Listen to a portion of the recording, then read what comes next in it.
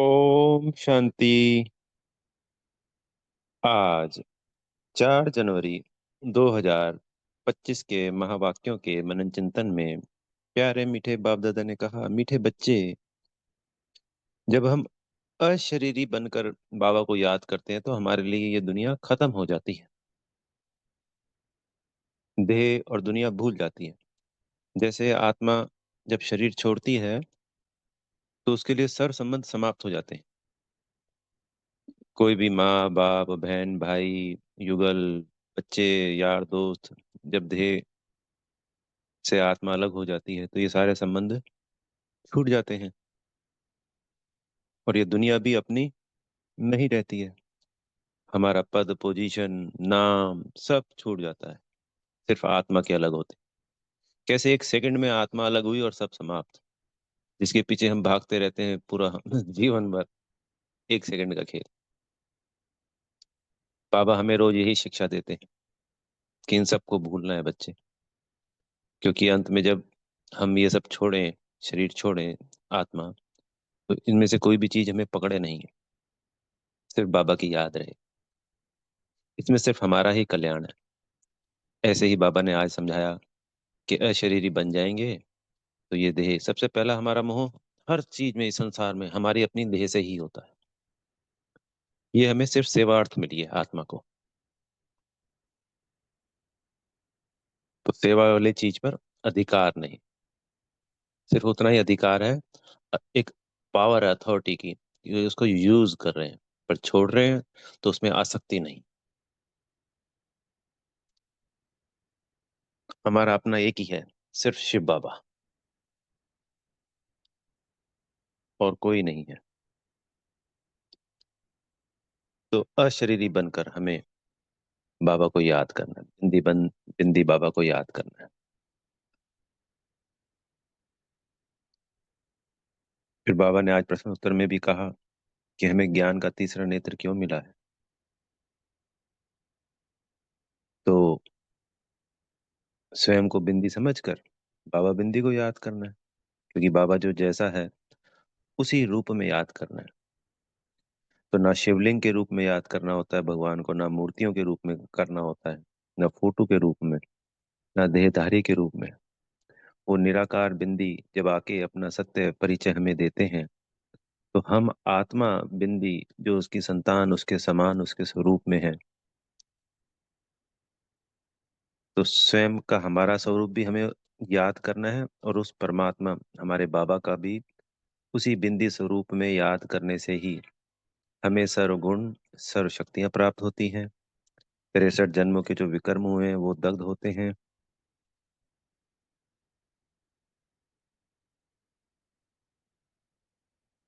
नहीं तो देह में रहकर हम बाबा को याद करेंगे, प्राप्तियां बाबा तब भी देगा, पर देह में रहते हुए खाली हमने मन में वैसे ही याद कर लिया, ना स्वयं को देखा ना बाबा को देखा, तो प्राप्तियां उसकी बहुत अंश मात्र है।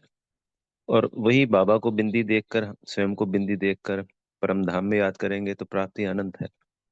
प्रकृति के मध्य में भी हम बिंदी देख सकते हैं बाबा को, सूक्ष्म वतन में भी हम फरिश्ता स्वरूप में बाप दादा को देख सकते हैं। पर जो सर्वोच्च स्थिति है, बीज रूप स्थिति, वो बिंदी को याद करना, एक सच्ची प्रीत बाबा के संग रखना, तभी सर्व प्राप्तियां हैं। तभी ये जो तीसरा नेत्र रूपी है आत्मा, वो पूर्ण रूप से काम करती है, जागृत होती है। तभी वो शक्तिशाली स्थिति होती है जिस शक्तिशाली स्थिति से दूसरी आत्माओं का परिवर्तन होना है और पूरे विश्व का परिवर्तन होना है। अगर देह में हम फंसे रहते हैं, बिंदी नहीं बनते हैं, तो दूसरी आत्माओं के मोह में फंसे रहते हैं फिर।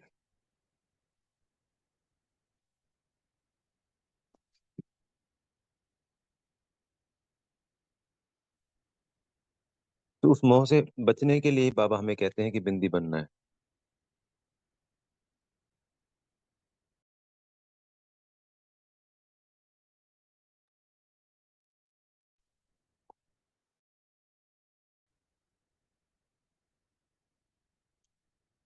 बिंदी बने बिना हम किसी भी मोह से बच नहीं सकते हैं।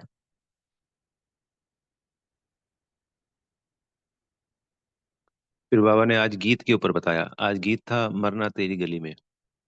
तो ये गीत बाबा ने कहा, उस वक्त तक हमारे यज्ञ में गीत नहीं बना करते थे, जैसे आज तो हजारों गीत हैं। तो ये गीत फिल्मों के गीत होते थे। बाबा ने कई दीदी ने बताया था, बड़ी दीदी जी ने, कि उनकी बाबा ने बताया था कि प्रेरणा से उन्होंने ये गीत बनवाए हैं। तो कुछ गीत हैं जो बार बार रिपीट होते थे। उन्हीं गीत के आधार पर बाबा हमें ये समझाने देते थे।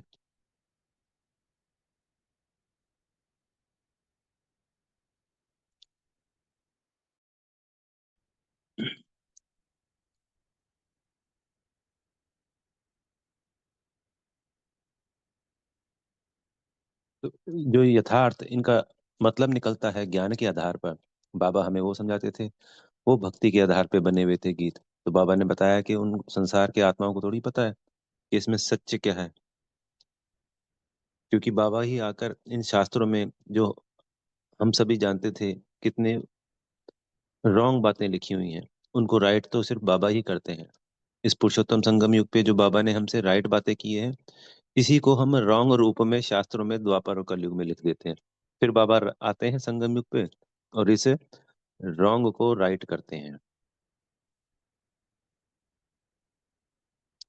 फिर बाबा ने एक पॉइंट ये उठाया कि आत्मा सिर्फ शरीर छोड़कर दूसरा शरीर ले सकती है, परम धाम में नहीं जा सकती, क्योंकि बाबा ही लिबरेटर हैं, जो हमें इस दुनिया से छुड़ाते हैं और गाइड बनकर रास्ता दिखाकर अपने संग परम धाम लेकर जाते हैं। इन बातों को, इन पॉइंटों को हमें दिन में दोहराना होता है, याद करना होता है। कोई भी आत्मा सिर्फ एक बार परम धाम से धरती पे आती है तो यहीं पे अपना पार्ट बजाती है, और अंत में एक साथ सभी, जब कालों के काल महाकाल हमारे बाबा आते हैं तो अपने संग हमें लेके जाते हैं। क्योंकि जब तक आत्मा कर्म बंधन में ही बंधी रहती है, और शांति धाम हमारा घर है जिसमें हम अंत में जाते हैं। संसार में ये पीस प्राइज देते रहते हैं पीस के लिए। बाबा ने कहा कि वो आत्माएं तो, संसार की आत्माएं पीस को जानती ही नहीं। आत्मा सिर्फ शरीर से डिटैच होके ही शांति में जा सकती है, वरना शांति में नहीं जा सकती।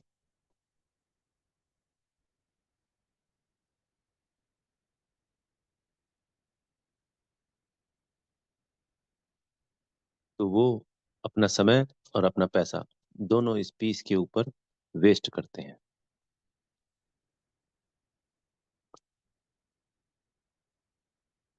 बाबा ही आकर, क्योंकि बाबा रचयिता हैं इस सृष्टि के, हम मनुष्य सृष्टि के, तो हमें इसकी हिस्ट्री ज्योग्राफी बताते हैं, हमारे 84 जन्मों की यात्रा समझाते हैं। जो जिसका मालिक होता है, जिसने जिसकी रचना की होती है, वही तो उसके बारे में अच्छी तरह से जानता है। तो संसार में कुछ भी कोई भी नहीं जानता, न चक्र के बारे में, न हमारे बार बार मनुष्य योनि में आने के बारे में, न हमारे अनेक जन्मों के बारे में। कोई भी ऐसा ज्ञान की बाबा की जो पॉइंट है, संसार में कोई भी नहीं जानता। मन मना भव भी लिखा था, तो उसमें भी उन्होंने श्री कृष्ण का नाम डाला था, देहधारी को याद किया था, जबकि यहाँ तो निराकार को याद करना है।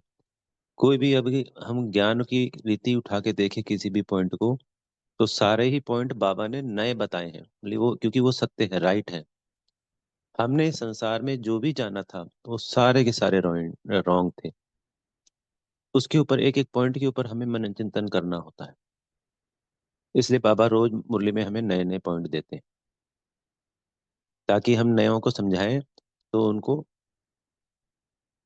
पूर्ण रूप से क्लियर कर सके हर बात को, ताकि जो हमारे कुल की आत्मा होगी वो फट से उन पॉइंटों को पकड़ लेगी। बाबा ने आज ये भी कहा कि हमें देखना है, परखना है सामने वाला कैसा है। अगर वो हमारे ज्ञान को सुन रहा है, इंटरेस्ट ले रहा है, तो उसको आगे समझाना है। अगर नहीं लेता है तो उसको छोड़ देना है, इसमें कोई बुराई नहीं।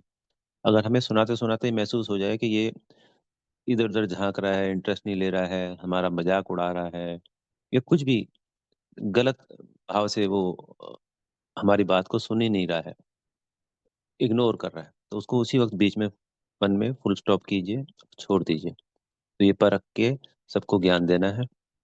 जैसे हीरे की परख किसी सब्जी वाले को, किसी नॉर्मल व्यक्ति को थोड़ी होती है, जोहरी के तो होती है ना। तो हमारे कुल की आत्मा होगी, वो जरूर उसमें इंटरेस्ट लेगी, प्रश्न पूछेगी, पॉइंट को समझेगी, समझाएगी। तो उसी को हमें ये ज्ञान देना है। वरदान में आज बाबा ने कहा कि ब्रह्मा बाप समान श्रेष्ठ से श्रेष्ठ तस्वीर बनाने वाले परोपकारी भाव। तो श्रेष्ठ स्मृति और श्रेष्ठ कर्म द्वारा तकदीर की तस्वीर तो सभी बच्चों ने बनाई है। तो बाबा ने कहा है कि हमने जो श्रेष्ठ कर्म किए हैं और अपनी श्रेष्ठ स्मृति, आत्मा, ज्ञान, बाबा की याद, इन सब से अपनी तस्वीर तो हमने, तकदीर की जो तस्वीर है, बोली अच्छी तकदीर है क्योंकि भाग्यवान है, बाबा मिल गए और पदमा पदम कमाई कर रहे हैं, तो वो बना ली है। पर अब लास्ट टचिंग है संपूर्णता की। तो इसके लिए हमें ना परोपकारी बनना होता है, निस्वार्थ भाव से। कहीं पे भी कोई भी स्वार्थ भाव ना आए।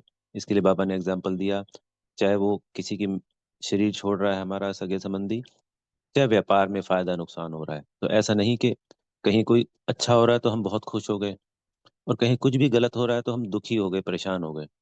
वो तो फिर स्वार्थ भाव हो गया।